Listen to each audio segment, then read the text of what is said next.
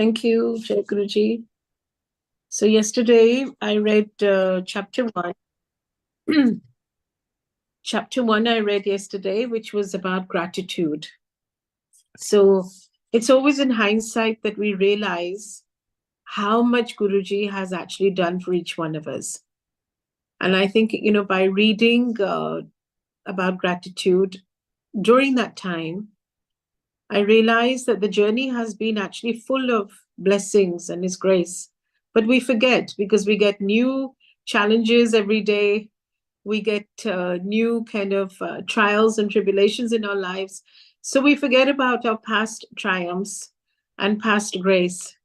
But we must sit and remember everything that He has done for us and He has given us. It exceeds far more than our limited mind can even accept, actually. So without further ado, the formula of faith. Faith is the workings of consciousness behind all manifestation of dreams and desires. Seeking is good, but questioning, with a mind that swings like a pendulum, like anyone else's, I too have my share of shortcomings. One of them is the tendency to question. Before he went into Mahasamadhi, the act of consciously leaving one's body by a spiritually enlightened one, Guruji once stated to me, Anita, if you want your answers, then keep on coming here. Aya kar. I speak to you through satsangs, Shabad, words of the Guru, Langar Prasad, meditation, and telepathy. When people used to ask him, Guruji, kaise connect kare? He said, telepathically, minna galla karo, main sab sunna. Each will keep you connected, so be regular. Consistency in faith will deepen your quest, and you will cease to question someday, because that inquiry will turn into acceptance and surrender. Most importantly, it's all about surrender. For faith to work for you, you also have to work at faith. Don't apply your mind, as that is what separates you from the truth. Feel me in your heart and see me with your inner vision. Time is of the essence, so keep coming back and watch your life unfold before you in the most unimaginable ways. Then Guruji continued, what else will you get? Where else will you get such easy blessings? You eat good food, imbibe the melodious Gurbani and Shabad, drink the divine nectar in the form of tea, and meet like-minded people who will become your Guru Parivar.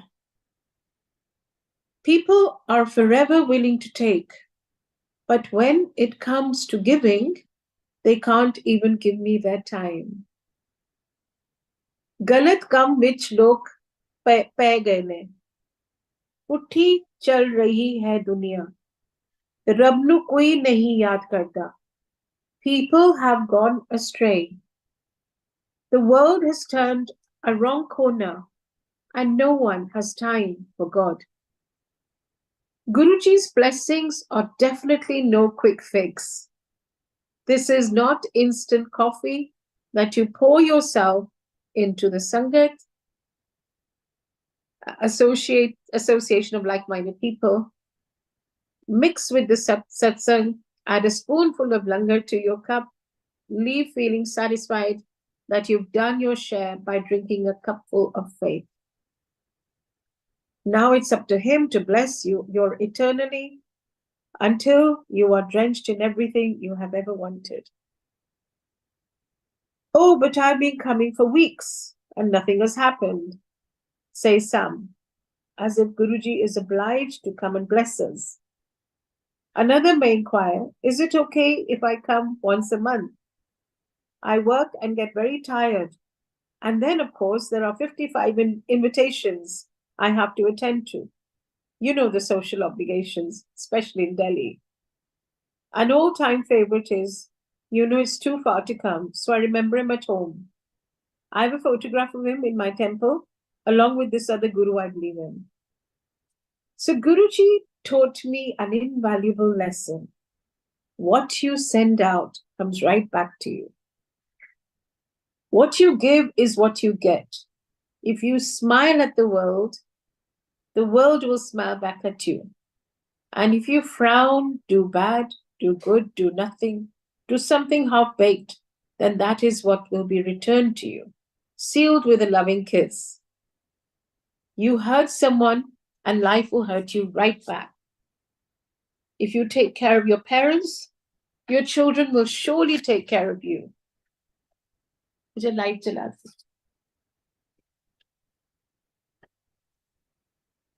Will surely take care of you in the winter of your life. But if you neglect your parents, then you too shall be neglected. We may not be good in maths, but we all know these simple rules and formulas. However, it's sometimes convenient to ignore them in our fast-paced life, where all that matters is I, me, and myself. We can solve our everyday issues to get it right, but at times we turn the other cheek.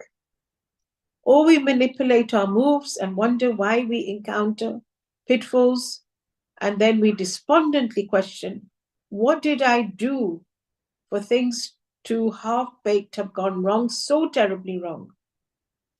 Maybe we miscalculated. Maybe we forgot that depending on our good and bad actions, we will continuously reap new struggles and rewards. Guruji's mere presence is incalculable grace that transforms life, and I, for one, bear testimony to it. From the moment we prostrate our head at his lotus feet, he begins his magical work. In Guruji's presence, the equation of life plays out differently. On meeting Guruji and being embraced by him, the intensity of my karma was reduced. My desire to understand the purpose of seeking his light multiplied. Guruji divided his grace amongst his disciples, including me, and added depth and meaning to our existence. He taught me to trust God and his people, and he taught me the power of love. He changed my inner and outer vision. Only Guruji has the power to change the unchangeable, to give us happiness that is measured not only by material compass, but by the spiritual growth that enables us to strike a healthy balance between the two. गुरुजी ने ये कभी नहीं कहा था कि अपनी घर गृहस्थी छोड़ के सिर्फ मुझे याद करो. He said रब घर गृहस्थी में ही होता है. So it's a balance of your material life, your domestic life, and your spiritual quest. So it is the middle road, that is the road to happiness. Guruji ਕਹਿੰਦੇ मैं practical ਗੁਰੂ ਆ. मैं ਤੁਹਾਨੂੰ practical ਦਿਖਾ ਰਿਹਾ ਕਿ ਰੱਬ ਹੈ ਤੇ ਤੁਸੀਂ ਵੀ practical ਰਹੋ. He taught us the formula of true happiness and graciously suggested that we add his name to our every experience to multiply our joys and divide our blessings by inspiring others through our own experiences. That formula ensures sustainable peace of mind too. When we limit our expectations and our desires, then we are bound to have peace of mind. When we stop comparing our lives to others' lives, when we become at peace with ourselves, that is when we come into this mode of gratitude and in this mode of being enough. Wherever we are enough. We need to have belief in ourselves, to lift our own self esteem, and not to compare ourselves with others. Comparisons are odious. So it is important to live and set our own standards in life and be comfortable in our own skin. So, this formula of acceptance and finding true happiness through one's own being ensures sustainable peace of mind. He taught us, loved us, rewrote our life's script, inspired the urge in us to seek his light, and then left his physical body, leaving us in the care of his mystical guidance, which we fathomed slowly but surely.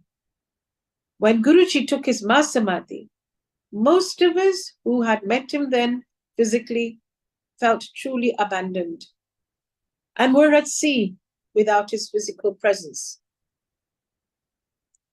A few even refusing to ever enter the temple again. Questions poured in. How would the temple run? Would there be a successor? Is Guruji really no more? How will we heal without knowing what is wrong with us? Do we ever even need to bother coming to the temple if he is not really there? If there is no longer present for us, if he is no longer present for us to discuss our problems, how shall we relate or connect to him? Should we, the old Sangat, hold our own private satsangs as the new ones do not recognize us? The whys and wherefores are natural and must be asked. I too asked, and then with time, Guruji unfolded the answers to the questions we all had. He restored the faith of those who were faltering and confirmed and consolidated theirs who never lost it. For those who had never seen him, Guruji blessed them by enabling them to connect with him with pure faith and positive surrender.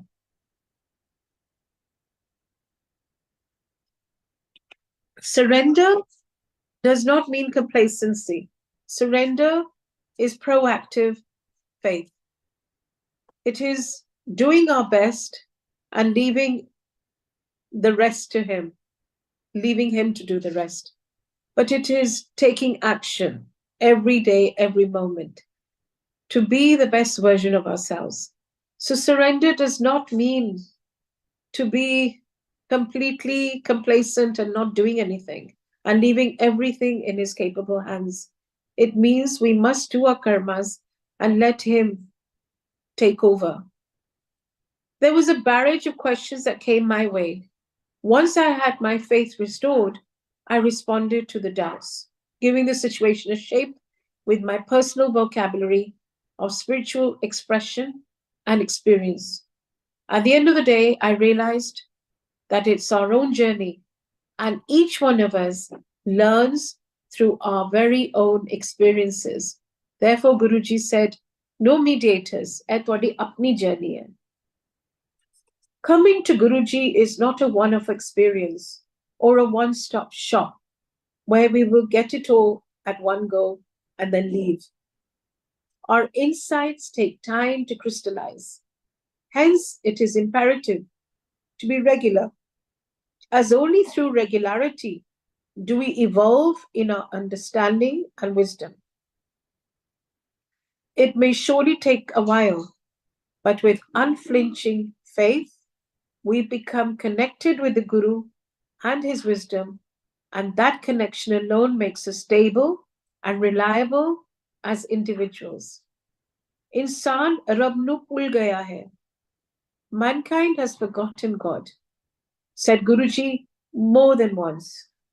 He gives us signposts, and on following them, we get to where we need to be, and not necessarily where we want to be. Surrender translates into a language that has a vocabulary of positive living with God by your side, and this guarantees his protection. I think most of us will agree that protection is the biggest grace in today's world. वो हमारी रक्षा करते हैं, हमारा हमारा कल्याण करते हैं through protecting us from the undesirable elements, through evil around us, which of course exists, good and bad exists and coexist in this world, but he protects us nevertheless. Before continuing with my journey, I would like to pause a minute and share with you, the reader or the listener today, a letter I wrote to our beloved Guruji when I foolishly thought that he had passed away. It is reflective of the mindset of most devotees, whether we have met him or not. Forgive me, Guruji, for my pin-thin, weightless thoughts. Dear Guruji, when you left your physical body, I truly felt abandoned and unanchored, as I still do sometimes today. I was left with a sense of desolation and isolation, as well as a feeling of bereavement and bewilderment. I was personally experiencing a deep emotional meltdown while the world was going through a financial meltdown. Faith was in short supply at the temple too, my ailing heart having fallen into an emotional recession. Neither was I taking, nor was I giving in the world of faith. In missing you, I missed the essence of truth. In whining and worrying over my loss, I was withdrawing from you, but thankfully not for long. As I sat in my living room in Delhi with your photograph before me, I cried and called out to you. That very moment, the bulb in the room burst, and a certain light of realization dawned upon me. I remember that day as if it was yesterday. I used to live in Panchil Park back then, and I was sitting in my living room, and I was very despondent, as I've just expressed. And I was speaking to him telepathically, saying, "Are you really there? Guruji, are you really there?" Which a lot of us ask when we are down and out. And suddenly the bulb burst and the light came on in my mind that Guruji has gone nowhere. So he gives us signs even today. After his Masamadhi, his Sangat has grown exponentially around the world, and he is connecting to each soul. How he does it, only he knows. His database is growing by the day, but he is certainly there for each one of us. And that is the comfort, the greatest and the deepest comfort we have today. The sun may not be visible to the naked eye, but it doesn't vanish. Oh, I exclaimed out loud while reciprocating the smile that you were giving out from your photograph. You haven't gone anywhere. The bulb is destroyed, but the electricity remains. Today, your power is ever more evident with the growing Sangat and the shifts in my own life. From a mood of despair, I shifted to a mood of confidence and joy. This is how Guruji converts our every despair into hope, or every negative into positive, or lack of confidence into complete confidence. My face lit up, even as temporary darkness pervaded my living room and my life. You are here, Guruji, and with that enlightening thought, my journey continued with more verve and vigor than ever before. I realized that you healed me, not only of my physical ailments, but my mental ones too. My attitude of gratitude became stronger. I was more faith focused and than ever before, and sprung back with renewed vitality. I felt truly enriched once more as you breathed new life into my devotion. I surged forward to actively engage myself in satsangs as you had instructed me, in the spirit of injecting faith in others. I signed up for a lifelong marriage to my seva till you, Guruji, do us part. I must confess here, Guruji, that I am guilty of one wrongdoing. With my failure to see or feel you, I began seeking my answers from others. Everyone else's messages clouded my judgment that inevitably interfered with my relationship with you, my master. Since you were and are the center of my existence, I ought to have built bridges only with you, communicating only with you. I forgot that there are no mediation between you and me, only meditation. How can anyone be brokering an agreement in the temple between you and I? There are no go betweens. This demonstrated my lack of wisdom. But now that better sense has prevailed, let me never err again. May I understand that it is only a direct connection with you. In the same breath, Guruji, to err is human, and people who come to find solace in you seek instant answers in their desperation. For that, they look towards each other instead of turning their gaze towards you. We all stray, Guruji, whether it is in the temple or in life, but it is our duty to maneuver ourselves back to seek the eternal light. What I have learned from the University of Life, Guruji, is that in the subject of faith, we never walk alone.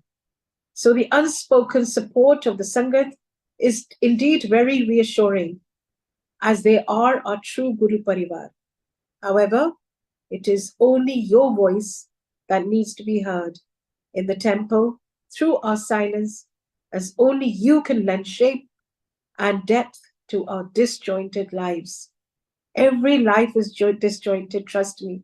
Nobody has a perfect life. But in our imperfections, if we, like they say, the light can only enter when there are cracks through the door. So when there are cracks, then only the light can enter. And so we should be grateful for the cracks in our lives, because that is what immerses us and makes us want to seek more of Him. If life was perfect, we would never remember Guruji. We would become arrogant, we would become ignorant, and we would go about in the darkness of our lives. So cracks are healthy. So salute all our cracks today, whatever we have. Faith that stands on authority is not faith but ego. So lend me the wisdom never to lead, but to be led by you. We are all equal before you, Guruji. And the only element that makes some of us stand apart is the way we perceive faith and what it stands for. Someone once said, the great act of faith is when a man decides that he is not God. On this note, let me, along with your other devotees and disciples, walk your path with humility, as you always stated that people with pride would most certainly fall.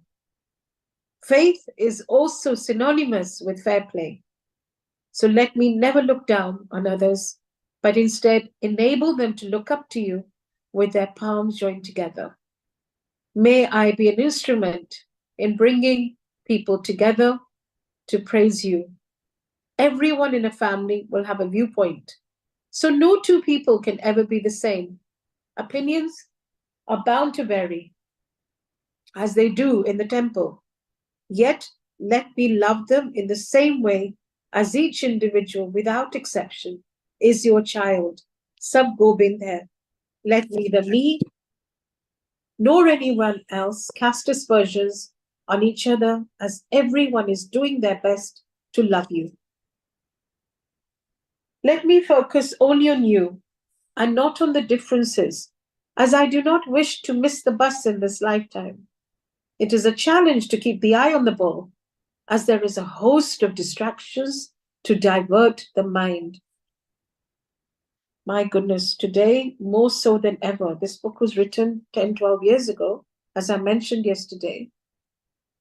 And but today we have different kind of challenges and distractions, mainly social media, which offers us plenty of distractions and challenges, in the sense that it offers us fake news, It offers us resentment and comparisons, which are totally toxic.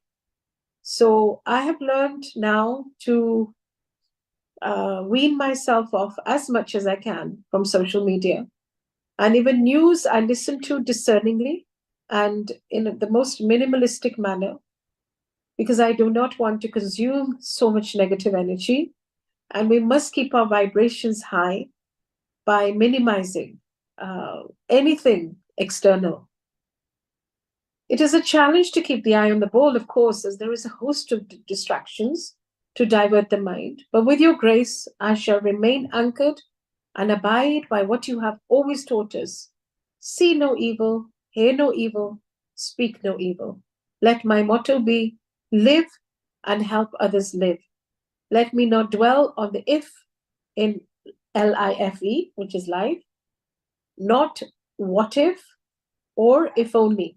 Let my basic instinct of sustaining your philosophies through your blessed satsangs remain strong enough to overcome the wrong in me first and then in others. I embrace your simple philosophy of living simply and remaining anchored only to you. With my life's clock ticking, please enable me to come ever closer to you by being an instrument of your purpose and expression. Guruji, let me always live with a resonating gratitude that permeates my life and those of others, to draw them into your path. Let me live with accordance with your will. Lastly, let me be the voice of faith with humility, humanity, and my ever warped humor. I thank you. I love you. Your once upon a time wavering child in a nearby land, Anita. The divine sculptor, Guruji, chips away unwanted elements from our being to build us into well carved people. During this process, there is inevitably pain.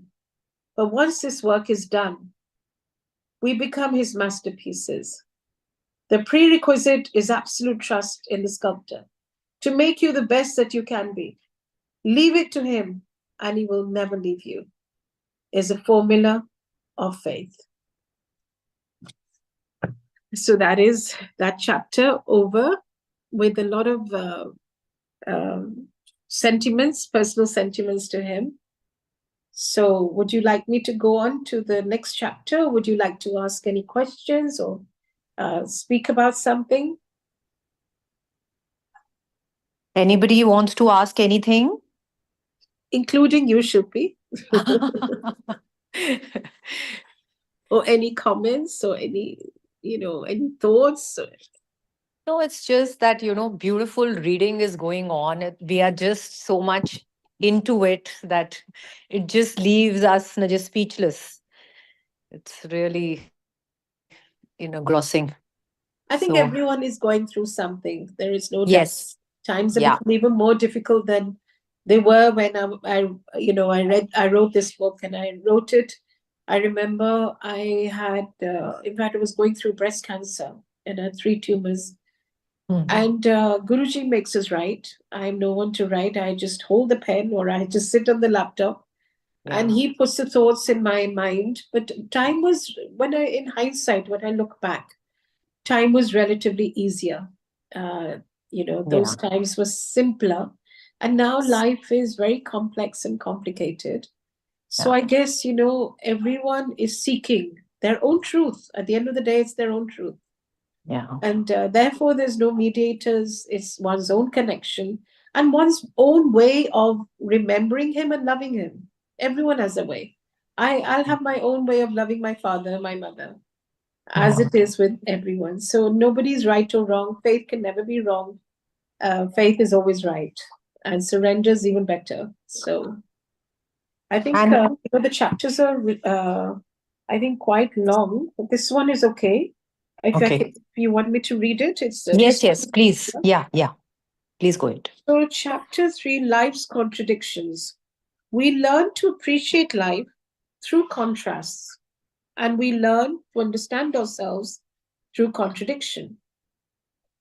Life is full of contradictions, and so is faith. I believe that we all embody contradictions, and getting drawn to contradictory situations is very easy. I once had a salad without a dressing, accompanied with a full fat milkshake. I've eaten a large bag full of tortilla chips with a couple of granola bars at 1 p.m. and then claimed that I had skipped lunch. On one occasion, I went to the health club, sat in their cafeteria, and read the paper for an entire hour while moping over the ugly events across each page, and then returned home without doing any workout.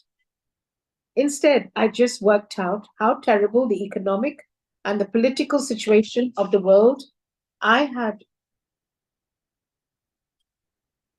political situation of the world had become sans the spiritual. I must confess, the worst contradiction was when I faithfully went to Guruji's temple and with all pure intentions to absorb his divine energy. But on arriving there, I received a call from a friend and I drove back and met her at the cinema instead, wasting 3 hours that I could have otherwise spent being wise on a nonsensical movie. Our behavior may be bizarre and baffling at times, but that is what makes us human. We were never handed a life's manual. We have to figure it all out for ourselves, relearning things even when it's kind of too late. I mean, certainly, I cannot go back to university to study and build a respectable career for myself at this age and stage of my life. I cannot turn the clock back to be more judicious about other life decisions either. Life is a one-way street, but with His grace, I look forward always to better times that lie ahead. He gives me the positive attitude. I sat alone in the local cafe in the suburbs of Manchester, and my organic soup arrived and broke my thought process. On sipping my first spoonful, I received a call from the Delhi Sangat urging me to write a sequel to Turning the Page, which was my first book. Writing the first book was plain sailing, as so much disaster had taken place in my life. Words simply rolled off my tongue in my satsangs as well as on my paper. I remember I wrote it in 1 month. There was so much of, um, if I may use the word pain, and there was so much of challenges during that chapter of my life that it just rolled off my tongue. And I wrote the book literally in 1 month. There was so much to be said. So now, with His ever showering grace, I am good. Life is good, and there is nothing to document. I had a few more sips of the organic soup for my thoughts to become organic too, when I realized that every moment of our lives is a satsang, and blessings never grind to a halt. They are ongoing, being showered on us as heavily as the monsoon rain. Our every breath is His grace. But while changes keep occurring in our lives, blessings sometimes go unnoticed, as they are subtle, albeit not slight. They are certain and not a coincidence. So, knowing this and experiencing it on a daily basis, how can I turn around to anyone and state, sorry, mate, but there is nothing else left to write about? I am not a celebrated writer, but I certainly know that with His grace, I shall be able to articulate His blessings that are as clear as day and as deep as the seven seas and as infinite as the blue skies. I understood after my last sip of the soup that it wasn't about me that I was going to write, although I will be dipping into my own experiences as I swim in the ocean of His blessings. But it is primarily about others, those who have abundance to share, but haven't had an opportunity to say it the way it is. While some hesitate, others simply lack confidence. I was both hesitant and lacked confidence when I was first asked to stand up and offer my satsang to 100 or so people. Guruji, in his voice of authority, had commanded, "Stand up and tell people what your Guruji has done for you." Short with Sunai, I perspired buckets, felt my heart pound and my legs quiver. I was convinced that if I stood up for too long, I would have a cardiac arrest. When I somehow managed to get a few words out, mostly fumbling, and desperately hoping that Guruji would pardon my nerves and ask me to sit down and never make me repeat such an uninspiring performance, I was convinced that I had failed to move anyone. I was not able to float anyone's boat, but instead rocked my own by speaking and making a life-size fool out of myself. Guruji simply laughed later and said, "You don't know how to do a satsang. Tenu satsang bhi nahi sunana aanda." I thought, "You sure are right there, my friend."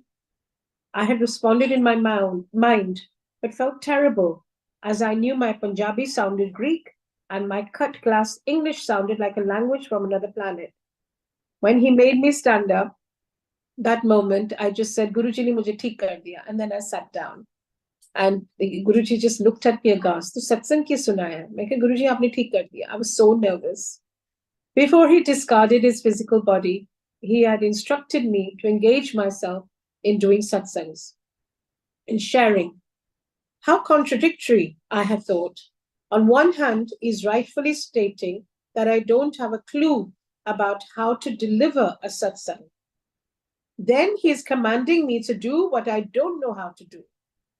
In time, with his grace, I began to speak effortlessly and eloquently. And I had been showered sufficiently with his grace to be able to touch others' lives. He had enabled me to find my voice.